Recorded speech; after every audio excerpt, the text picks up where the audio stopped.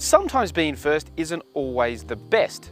Take the Ford EcoSport, for example, which launched back here in 2013, right at the start of the baby SUV boom. Steve, it hasn't been the most popular compact SUV, but there are some important changes, so let's see if it's better. So Danny, they've actually made a fair few upgrades for this midlife update. So yeah, Steve, new seats, new interior, and of course the new Ford Sync 3, which is probably one of the most significant changes. That's right, Danny, but for me, the most important change is what's under the bonnet.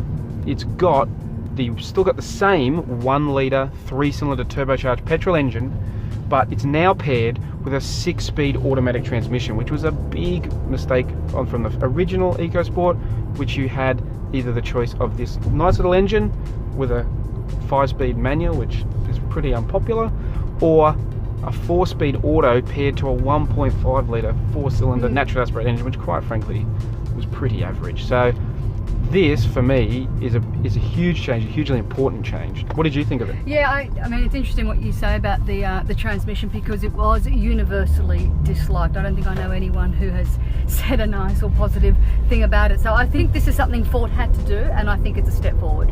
Yeah, I mean, it's actually, I think, solved one of the biggest problems with the EcoSport, which was it didn't really have a powertrain combination that you could recommend. You could say that's the one you should get, because let's face it, Australians just do not like manuals, present company included. Yeah. But it's got to be a good one. Yeah, but now, because I think it wasn't a bad car before, I think it's actually quite a nice little compact SUV. Full marks to Ford for actually recognising the problem and bringing in an actual, proper solution.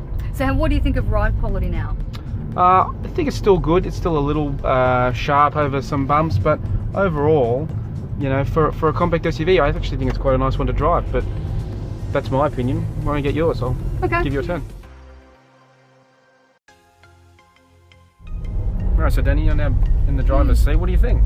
Well, it is a good little engine, but I think the auto transmission does a good job. It's zippy, it's not extraordinary, but with this sort of car, you're not expecting extraordinary. It will get you around traffic fairly swiftly, and it's quite sprightly, and it steers reasonably well. So in terms of driving, I think Ford's done a good job. Yeah. But they have made some changes. So you mentioned the Sync 3, the look and the seats and everything that has been upgraded. So I think, personally, I think it's quite a good interior, good space. You happy with it? I think the Sync 3 is excellent. I think it's probably one of the best features it's got. It's just easy to connect, it's easy to use, it's such a good system, and the screen for a small car is a really decent size. So I think this is one of my favourite things. There's other interesting things about the interior, like you've got new USB ports placed.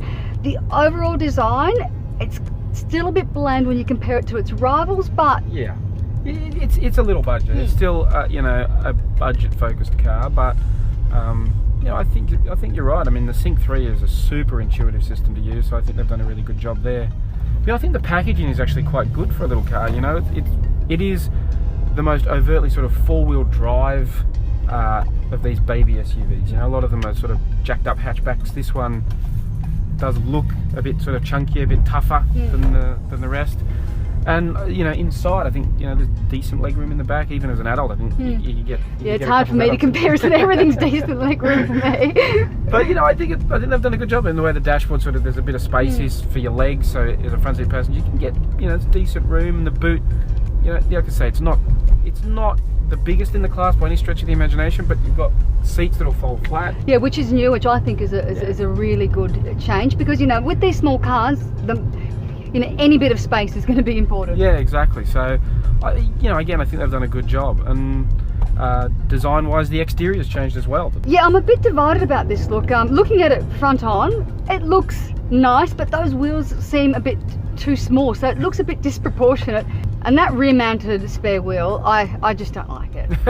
It really does stick out. Actually, that's another important thing we need to note.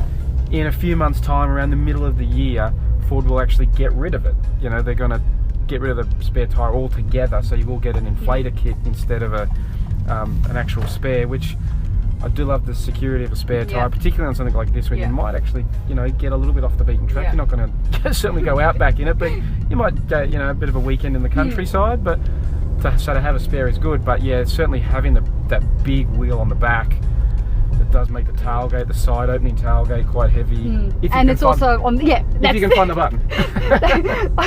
I dare ask, how long did it take you? Because It was pretty tricky. yeah. Because I think the biggest thing with this car that we haven't mentioned yet is the price. This is the top of the range titanium, so it's pretty well equipped. $27,990, includes the auto. That's a really sharp price in this category. Yeah, I think what it might lack in certain refinements or finesses, it makes up for in price, and at the end of the day, that's going to be really important for a lot of buyers. Yeah, look, for me, at the end of the day, I think Ford has actually, this is one of those midlife updates. Sometimes a midlife update is a new bumper bar and not much else. This time around, they've given you a new bumper, but they've actually done some really substantial things to it that have actually really improved it. I'm a fan. Yeah, it should definitely be on the short list.